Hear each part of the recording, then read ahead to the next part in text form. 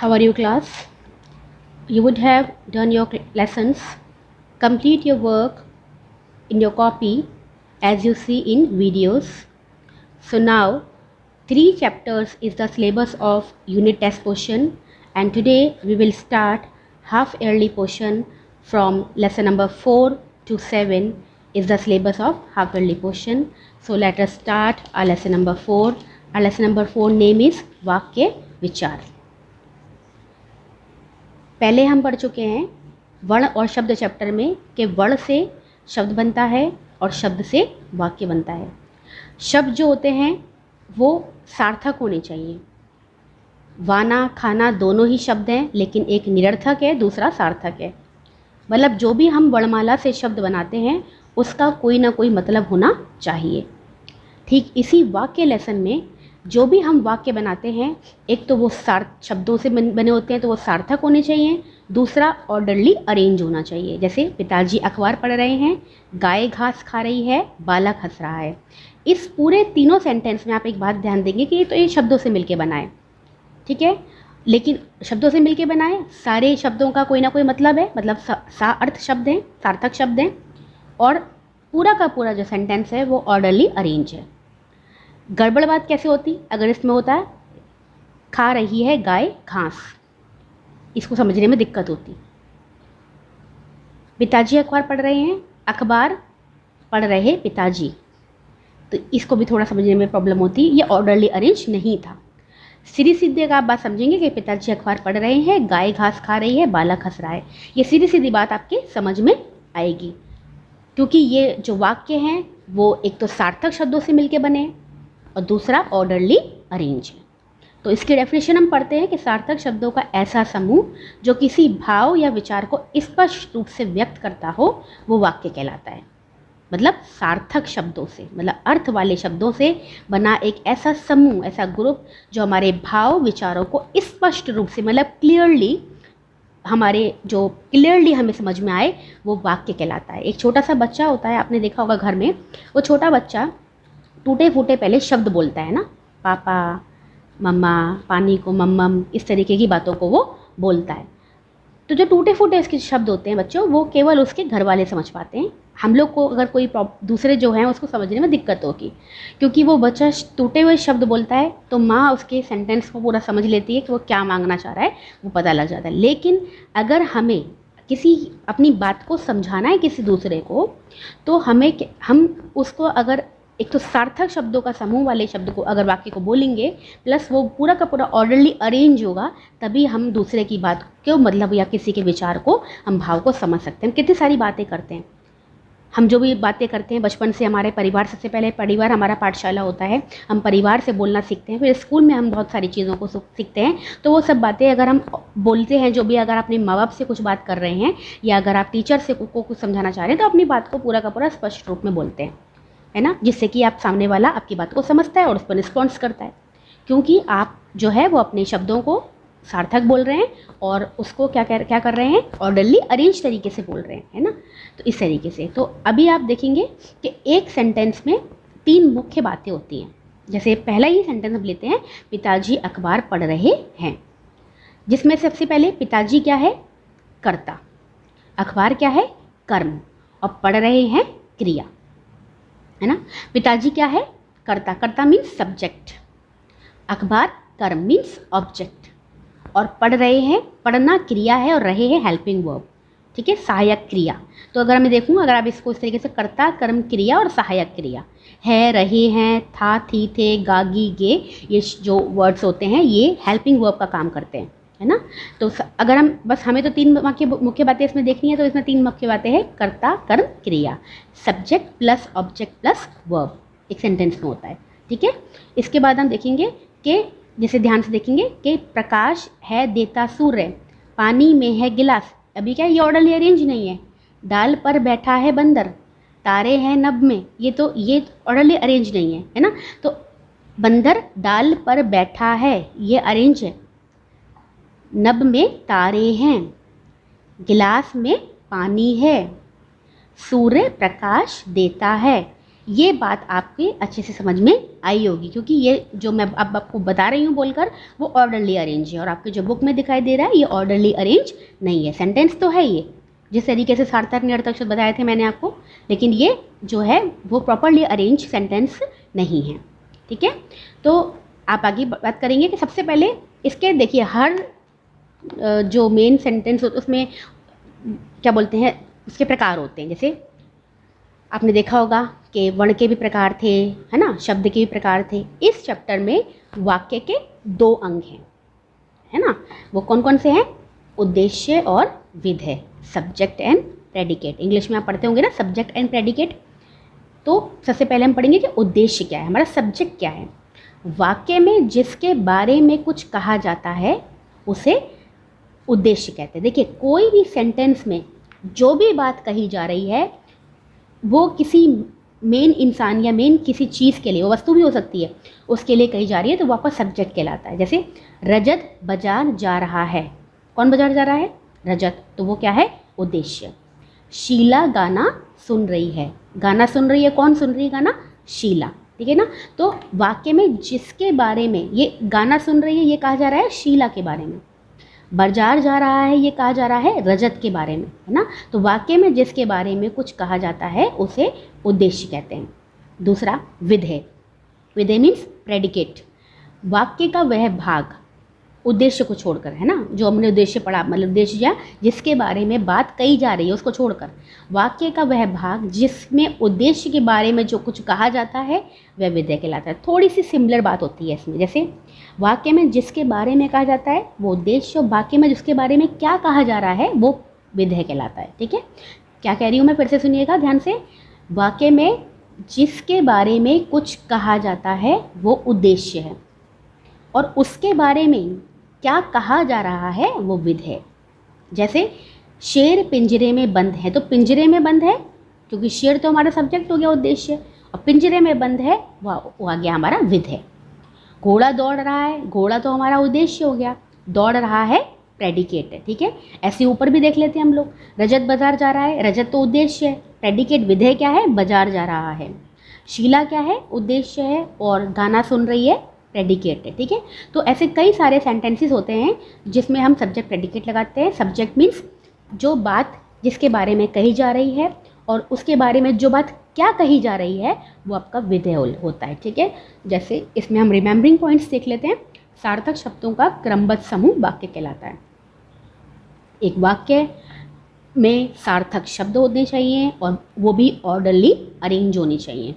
वाक्य का जैसे शब्द का कोई ना कोई मतलब निकलना चाहिए, ठीक उसी तरीके से वाक्य का भी कोई ना कोई मतलब निकलना चाहिए, तभी तो बात हम किसी की बात को समझ पाएंगे। वाक्य के 2 अंग होते हैं, पहला उद्देश्य, दूसरा विधेय।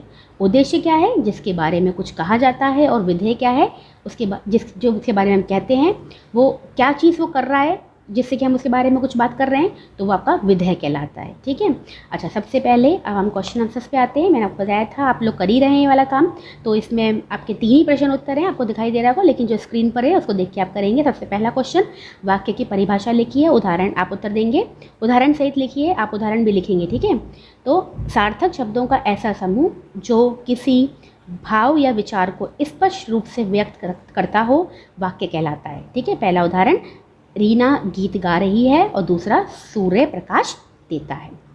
उसके बाद दूसरा प्रश्न, वाक्य के कितने अंग होते हैं? प्रत्येक का नाम लिखिए। वाक्य के 2 अंग होते हैं, पहला उद्देश्य और दूसरा विधेय। ठीक है, इसके बाद आप प्रश्न नंबर 3 करेंगे, उद्देश्य किसे कहते हैं?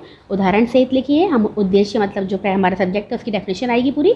उद्देश्य, वाक्य में जिसके बारे में कुछ कहा जाता है उसे उद्देश्य कहते हैं। उदाहरण, रजत बाजार जा रहा है, इसमें जो उद्देश्य वो है रजत, और शीला गाना सुन रही है, इसमें जो उद्देश्य वो है शीला। जिस तरीके से कॉपी पर आपको ये उत्तर दिख रहे हैं, आप अपनी कॉपी में उसी क्रम से उसी तरीके से उतारेंगे। अब हम अपनी 3rd नंबर की एक्सरसाइज लेते हैं।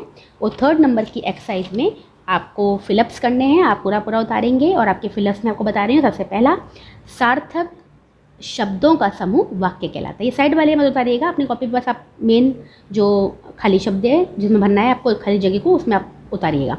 तो सार्थक शब्दों का समूह, शब्दों का आप शब्द लिखेंगे, समूह वाक्य कहलाता है। दूसरा, विधेय में उद्देश्य के बारे में बताया जाता है। ठीक है, तीसरा, वाक्य के 2 अंग होते हैं। और चौथा, वाक्य में सर्वप्रथम कर्ता होता है, सब्जेक्ट। सबसे पहले वाक्य, कोई भी सेंटेंस में सबसे पहले कर्ता होता है। तो आपके जो फिलअप वाले वर्ड हैं वो हैं शब्दों, उद्देश्य, 2, कर्ता। आगे बढ़ जाएंगे हम अपने एक्सरसाइज पे। नंबर 4 नंबर की एक्सरसाइज, निम्नलिखित वाक्यों में से उद्देश्य छांट कर लिखिए, है ना। तो इसमें सबसे पहले आपने देखिए, आप अपनी कॉपी पे उतारेंगे ठीक इस तरीके से, माताजी गीता पढ़ती हैं। आपने कॉपी में कॉलम बनाएंगे वाक्य और उद्देश्य, ठीक है ना। वाक्य की जगह वाक्य लिखेंगे, उद्देश्य की जगह उद्देश्य लिखेंगे। आप अपनी कॉपी पे वाक्य भी उतारेंगे, ठीक है, उसके बाद उद्देश्य छांटेंगे। पहला आप यहाँ से शुरू करेंगे, कुत्ता पालतू जानवर है। तो आप इसमें जो सबसे पहले जो आप इसमें लिखेंगे वो शब्द है आपका कुत्ता, ठीक है। दूसरा, बच्चे मैदान में खेल रहे हैं। आप उतारेंगे इसमें बच्चे। दादाजी पौधों को पानी दे रहे हैं। आप इसमें से उद्देश्य लिखेंगे दादाजी। चौथा, पिताजी अखबार पढ़ रहे हैं। आप उद्देश्य लिखेंगे पिताजी। और सूरज छिप गया, 5वां नंबर, आप इसमें लिखेंगे सूरज। तो आपका जो वर्ड हो जाएंगे वो होगा पहला कुत्ता, बच्चे, फिर दादाजी, फिर पिताजी और फिर सूरज, ठीक है। इसके बाद आप आगे बढ़ेंगे। आपका देखिए यहाँ पर नंबर 5 वाले एक्सरसाइज करेंगे। निम्नलिखित वाक्यों में विधेय को रेखांकित कीजिए। पहले हमने सब्जेक्ट छांटा था, अब हम विधेय छांटेंगे। तो आपकी कॉपी अपने स्क्रीन पर देखा होगा, जो मैंने लाइन रेड कलर से जो लाइनें हैं आप उसको अपनी कॉपी पर उतारेंगे। आप क्या करेंगे, आपको देखिए कॉपी पे कैसे उतारना होगा कि आप पूरा सेंटेंस लिख लीजिएगा, उसको डबल मत लिखना, उसी में फिर उसको लाइन कर लेना, ठीक है। तो पहला, विधेय में पुजारी प्रसाद बांट रहा है। आप जो अंडरलाइन करना शुरू करेंगे वो लिखेंगे प्रसाद बांट रहा है से। मोर नाचता है। अध्यापक पढ़ा रहे हैं। श्री कृष्ण ने गोवर्धन पर्वत उठाया था। ने गोवर्धन पर्वत उठाया था। राम ने शिव का धनुष तोड़ा। ने शिव का धनुष तोड़ा। ये क्योंकि हम प्रेडिकेट लगा रहे हैं, ठीक है ना। तो आपने देखा होगा, आप पूरा डबल में उतारना, सेंटेंस को एक ही बार उतार कर पेंसिल से लाइन कर देना, ठीक है। तो आपका जो उत्तर होगा, पहले का प्रसाद बांट रहा है, दूसरा नाश्ता है, तीसरा पढ़ा रहे हैं, चौथा ने गोवर्धन पर्वत उठाया था और 5वां ने शिव का धनुष तोड़ा। अब आएंगे आप बहुविकल्पीय पर। बहुविकल्पीय आपको कैसे करने हैं, मैंने बताया आपको कि बहुविकल्पीय में आप प्रश्न तो उतारेंगे लेकिन उत्तर एक ही उतारेंगे, 4 ऑप्शन मत उतारिएगा। आप अपनी कॉपी पर केवल उत्तर वाला जो आपका ऑप्शन है उसको ही लिखिएगा, ठीक है। वाक्य का सही रूप है, इसमें जो खा नंबर का है, मंजीत मेला देखने गया, यह आप खा नंबर वाला लिखेंगे। दूसरा, वाक्य में शब्दों का सही क्रम होता है कर्ता, घा नंबर का, घा से घड़ी वाला, कर्ता कर्म क्रिया, ठीक है। इसके बाद आप लिखेंगे वाक्य के अंग होते हैं 2 का नंबर का। और चौथा, मनीषा पत्र लिखती है मैं, इसमें उद्देश्य क्या है, मनीषा, गा नंबर का, ठीक है। तो आपका जो पहला उत्तर है वो खा मंजीत मेला देखने गया है। दूसरा का उत्तर है घा से घड़ी वाला, कर्ता कर्म क्रिया। और तीसरे का जो आपका उत्तर है वो है वाक्य के अंग होते हैं क 2। और चौथा, मनीषा पत्र लिखती में उद्देश्य है क मनीषा, ठीक है। अब आप नीचे आएंगे, देखेंगे आपकी पूरी, आपको इसमें रचनात्मक गतिविधियाँ भी करनी है, आपको उसमें फुल एक्सरसाइजेस करनी है अपनी कॉपी पर। आप इसमें फिलअप देख रहे होंगे, आपको फिलअप आप उसको उतारेंगे। मैं आपको जैसे स्क्रीन पर शो हो रहा है आपको अपना कॉपी पर उतारेंगे। खाली उत्तर मत उतारिएगा, पूरा सेंटेंस भी फिलअप में लिखिएगा। पहला, पृथ्वी सूर्य के चारों ओर चक्कर लगाती है। दूसरा, अध्यापक ने छात्रों से सही समय पर आने को कहा। बिल्ली चूहों के पीछे दौड़ी। चौथा, गंगा हिंदुओं की पवित्र नदी मानी जाती है। और 5वां, बगीचे में फूल खिलते हैं। तो आपका जो पहला उत्तर है उसमें आएगा पृथ्वी, दूसरा में अध्यापक, तीसरा बिल्ली, चौथा गंगा और 5वां बगीचे। बच्चों, पृथ्वी शब्द लिखते में आप लोग बहुत गड़बड़ करते हैं। तो पृथ्वी में आप पा री की मात्रा अदा था और वा फिर ई की मात्रा लगाइएगा, ढंग से इसको लिखिएगा जैसे आपकी स्क्रीन पर है, ठीक है। इसके बाद आप अपना लास्ट एक्सरसाइज करेंगे। इसमें देखिए ये चक्र जो है ना, इसको आप मत बनाइएगा, इसको दिक्कत होगी। बना सकते तो बना लीजिएगा, अदरवाइज़ नहीं बनाइएगा। आप डायरेक्ट आप इसमें सेंटेंस उतारिएगा। सबसे पहला में आपने देखा, इसमें क्या मैच करना है, जैसे विद्या का दान कर, दूसरा, भगवान का भजन कर। फिर, बड़ों का कहना मान और दूध का सेवन कर। तो इसमें जो दिख रहा होगा आपको, ये वाले जो 4 चीज़ों को नीचे सेंटेंस को पूरा करना है का लगाते हुए, है ना। तो विद्या का दान कर, भगवान का भजन कर, बड़ों का कहना मान और दूध का सेवन कर। ये 4 सेंटेंसेस आप अपनी कॉपी पर लिखेंगे। अगर आपको ये वैसे चक्र बना सकते हैं तो बना लीजिएगा, कोई सर्कल नहीं, बस आप इस पर लिख लीजिएगा और इन 4 लाइन्स को अपनी कॉपी पर उतार लीजिएगा, ठीक है। And in my next video I will explain your lesson number 5, है ना। मैंने आपको बताया था लेसन नंबर 4 से लेकर लेसन नंबर 7 तक हमारा हाफ ईयरली पोर्शन स्टार्ट हो गया है, क्योंकि यूनिट टेस्ट पोर्शन हमारा ख़त्म हो गया है। यूनिट टेस्ट पोर्शन में आपका लेसन 1 to 3 थे और जो हाफ ईयरली पोर्शन है उसमें लेसन नंबर 4 to 7 है, जिसमें से हम अपना पहला लेसन आज हम कर रहे हैं लेसन नंबर 4, वाक्य विचार, ठीक है ना। अपना काम कर लीजिएगा कॉपी पे पूरा का पूरा और साफ राइटिंग में काम करिएगा। Writing should be neat and clean.